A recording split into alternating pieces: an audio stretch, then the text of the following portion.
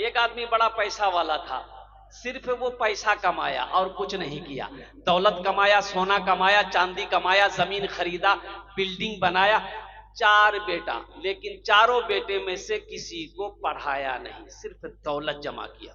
लेकिन पता होना चाहिए कि दौलत जमा कर लो, दौलत जमा कर लो, चाहे जो कुछ भी कर लो, उम्र तो गुजरती चली जाती है, उम्र तो गुजर जाएगी। एक दिन आया, मौत आ गई, सामने मौत खड़ी है, ये ज़ारो कतार रोने लगा, ज़ारो कतार रोने लगा। और कुर्बान जाओ, बेटे जमा हो गए, बीवी जमा हो गई, और नौकर चाकर जमा हो गया। बेटों ने कहा कि बाबा देखने का नहीं जाओ। बोला बेटा अब खैरियत नहीं, मौत मेरे सामने खड़ी है बेटा, मैं डर इसलिए रो रहा हूं कि हम दुनिया में ना मस्जिद बनाए, ना मदरसा बनाए, ना नमाज पढ़े, ना रोजा रखे, ना ज़कात निकाले, सिर्फ दौलत जमा किया। ए बेटा मैं मर जाऊंगा, मेरा अल्लाह पूछेगा मेरा बंदा दुनिया से आया है क्या लाया है, तो बेटों मैं क्या जवाब दूंगा, इसलिए मैं रो रहा हूं। तो बेटों ने कहा कि बाबा ना ना ना, काना मत, हम राजी छीन नहीं हो। बाप ने कहा कि बेटा एक वसीयत है, तुम लोग पूरी करोगे? तो बेटों ने कहा कि लब्बैक, हम लोग तैयार हैं, क्या वसीयत है बोलिए।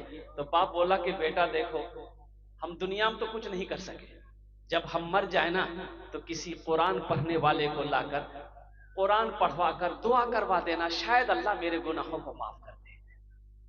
क्या बोला, क्या बोला बोलिए ना।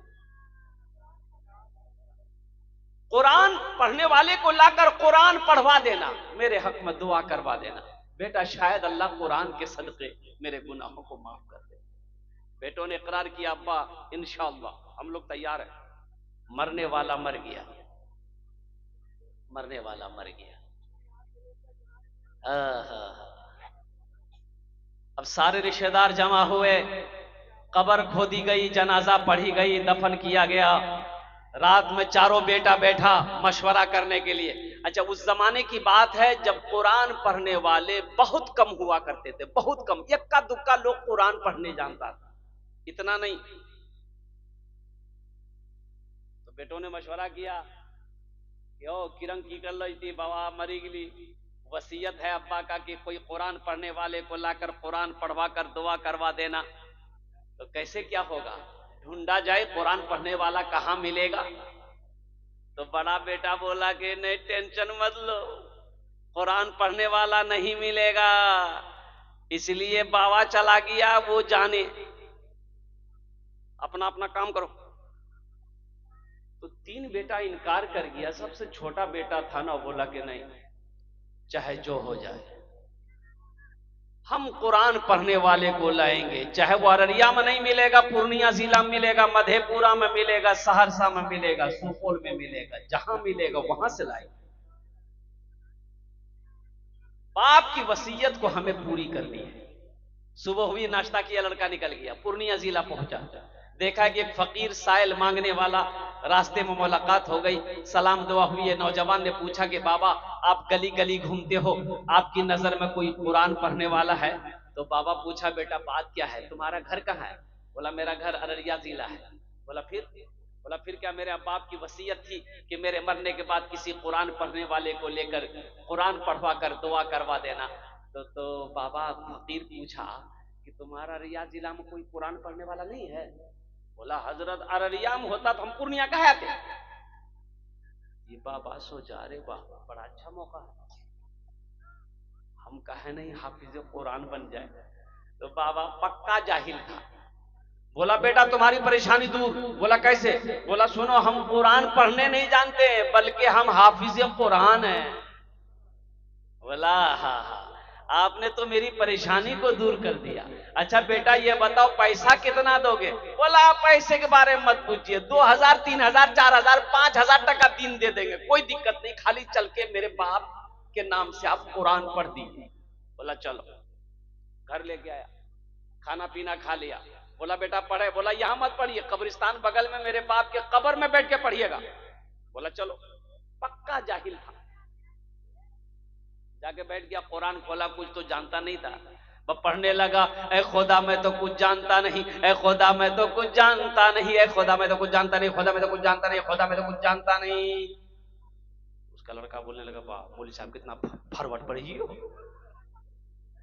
दूसरा बेटा बोला कि रे भाई ये छोटा होके ये कुरान पढ़ने वाले को ला सकता है, हम नहीं ला सकते, हम उससे पैसे में कमी है, हम भी लाएंगे। वो भी गया मधेपुरा, एक जाहिल को वो भी पकड़ के ले गया है। किसको पकड़ के गया? जाहिल को खाना पीना खिला दिया, बोला बाबू पढ़े, बोला यहां मत पढ़िए, मेरा छोटा भाई का हाफिज साहब कब्रिस्तान में पढ़ रहा, अब उसके बगल में बैठ के पढ़िए। सोचा रे बाप, वो हाफिज साहब है, हम तो पक्का जाहिल है, पकड़ा जाएंगे हम।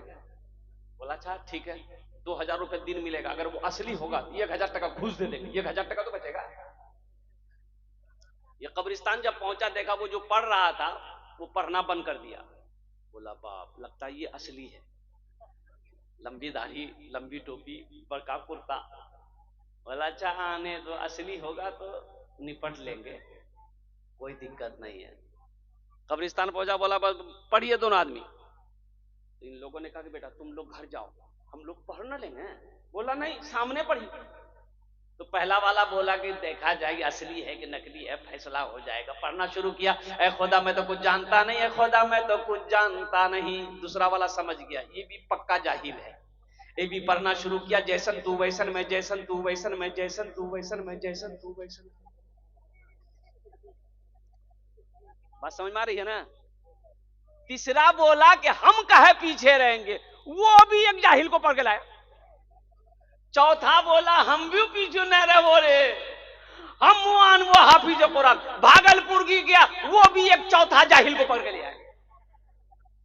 कितने जाहिल हो गए? 4। तो बेटों ने कहा कि हाफिज साहब सुनिए, 4 आदमी हो गए, 2 आदमी मेरा अब्बा का हाथ पकड़िएगा, 2 आदमी मेरे बाप का पैर पकड़िएगा और डायरेक्ट जन्नत में घुसाइएगा, जन्नत से बाहर मत रखिएगा। हाँ, तो बेटो इन लड़कों ने पूछा कि ये बताइए अब्बा को जन्नत पहुंचाने में कितना दिन लगेगा? तो उन लोगों ने कहा कि बेटा जन्नत दूर है, नजदीक नहीं है, कम से कम 2 महीना लगेगा। बोला 2 महीना लगे कि 5 महीना लगे, पैसा का चिंता नहीं है, अब्बा को जन्नत में घुसा देना। बोला घुसा देंगे, चिंता मत करो। पहला वाला बोला ए खुदा मैं तो कुछ जानता नहीं, ए खुदा मैं तो कुछ जानता नहीं। दूसरा बोला जैसन तू वैसन में, जैसन तू वैसन में। तीसरा समझ गया ये दोनों पक्का जाहिल है। तो तीसरा बोला ये अंधेरी तकलीफ कब तक चलेगी, कब तक चलेगी, कब तक चलेगी, कब तक चलेगी। तो चौथा वाला समझ गया ये तीनों पक्का जाहिल है। तब चौथा वाला भी पढ़ने लगा, जब तक चले चलने दो, जब तक चले चलने दो, जब तक चले चलने दो, जब तक चले चलने। नौजवानों मेरी बात को हंसी में ना टालो, अफसोस का मकाम यही है। और उन चारों बेटों में से अगर किसी को कुरान पढ़ा देता, किसी को हदीस पढ़ा देता, यही चारों बेटा में से कोई कुरान पढ़कर रब की बारगाह में दुआ कर देता, शायद अल्लाह उसके बाप के गुनाहों को माफ फरमा दे। हमारा कहना क्या गर्ज है, अपने बच्चे को अंग्रेजी पढ़ाइए, अपने बच्चे को संस्कृत पढ़ाइए, अपने बच्चे को मराठा पंजाबी पढ़ाइए, इंग्लिश पढ़ाइए, शौक से पढ़ाइए। लेकिन मैं चाहता हूं कि मेरा बच्चा इंजीनियर बनने से पहले, डॉक्टर बनने से पहले, प्रोफेसर बनने से पहले, वकील बनने से पहले, मास्टर बनने से पहले, दुनिया का हर भाषा सीखने से, पढ़ने से पहले मेरा बच्चा जो पढ़ेगा वो अल्लाह का कुरान पढ़ेगा। इंशाअल्लाह हाथ उठाइए कितने लोग अपने बच्चे को कुरान पढ़ाएंगे। अल्हम्दुलिल्लाह, वाह भाई वाह, ये लोगों का जज्बा है, ये लोगों की मोहब्बत है। कुरान से जुड़ जाओ मेरे भाइयों।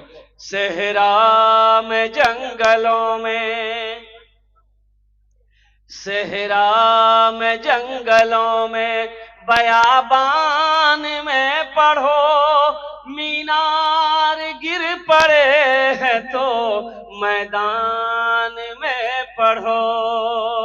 सहरा में जंगलों में, बयाबान में पढ़ो, मीनार गिर पड़े हैं तो मैदान में पढ़ो।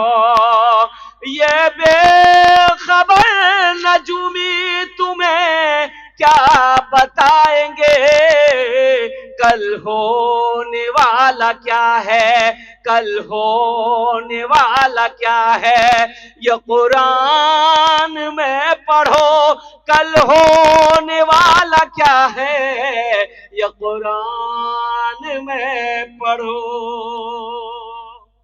हमने कुरान को पढ़ना छोड़ दिया, हमने कुरान की तिलावत करना छोड़ दिया। आज इसकी वजह यही है, हमारे घर में बरकत नहीं है, कारोबार में बरकत नहीं है, बिजनेस में बरकत नहीं है, तिजारत में बरकत नहीं है। इसलिए मुसलमानों, कुरान पढ़ो, अल्लाह घर में बरकत पैदा करेगा।